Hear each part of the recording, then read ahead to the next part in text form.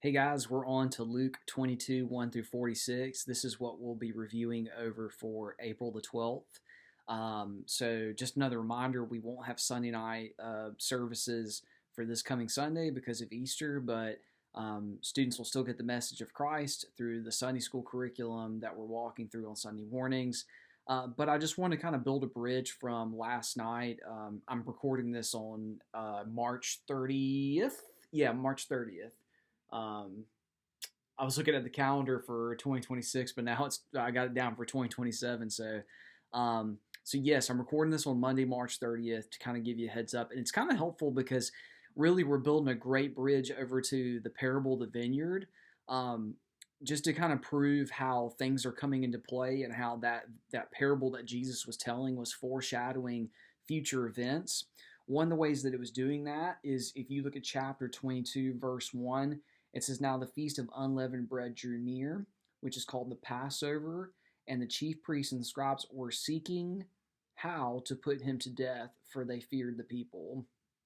So it's coming true. What was prophesied by Jesus and saying that the tenant farmers, the leaders of Israel, that he was using the farmer imagery from Luke chapter 20, is now coming true, where there is purposeful plotting, uh, trying to convict Jesus of a crime that he did not accomplish, and figuring out a way to kill him.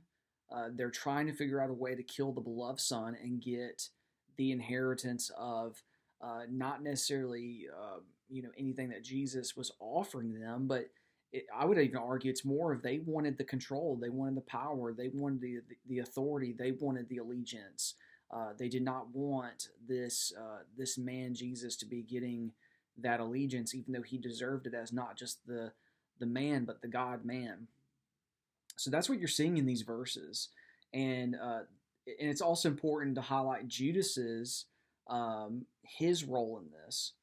To notice that this isn't just a human plot, this is a satanic plot as well. Because if you look at verse 3 of chapter 22, it says Satan entered into Judas. So Judas was already not of the disciples in the sense of he was not walking in step with where the disciples were going with Jesus. He was plotting things behind the scenes and already seeing some tension and some things that he believed compared to what Jesus was preaching. And then now you're seeing that he is fully enraptured by Satan now, because it's now not just behind the scenes, it's coming forward into public, but it's still a little bit closeted behind the scenes because none of the other disciples are seeing it firsthand. But it says he went away and conferred with the chief priests. It also says he consented and saw an opportunity. So some of the Greek wording of this that I've looked at just basically highlights that this is not passive. This is very much active. This is very much on purpose. This is not something that's by accident. And so I think that's clear to us, and it should be a warning to us, is that our, just like how I talked about last night with chapter 20, is that our rejection is very much purposeful. It's not something accidental. And I think a lot of times we treat sin as it's an accident, when that's not the case. Sin is very purposeful. Whether we see it or not, whether we're blinded by it or we see the purpose in it, that doesn't matter. What matters is knowing, like, hey, this is true. We have to take ownership of that. Well, Judas isn't going to take ownership of that. He is going to become part of the plan of trying to kill Jesus now and put him to death.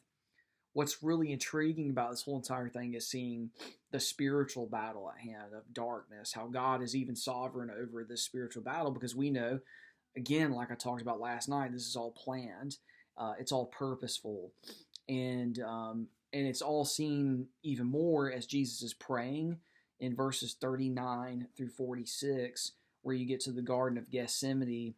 And one of the most intriguing verses that I read through this passage that always gets me every time is it says, "And being in agony, he prayed more earnestly, and his sweat became like drops, great drops of blood falling down to the ground." Um, and there's a lot of debate. Did Jesus really sweat, or did he um, yeah, did he sweat great drops of blood?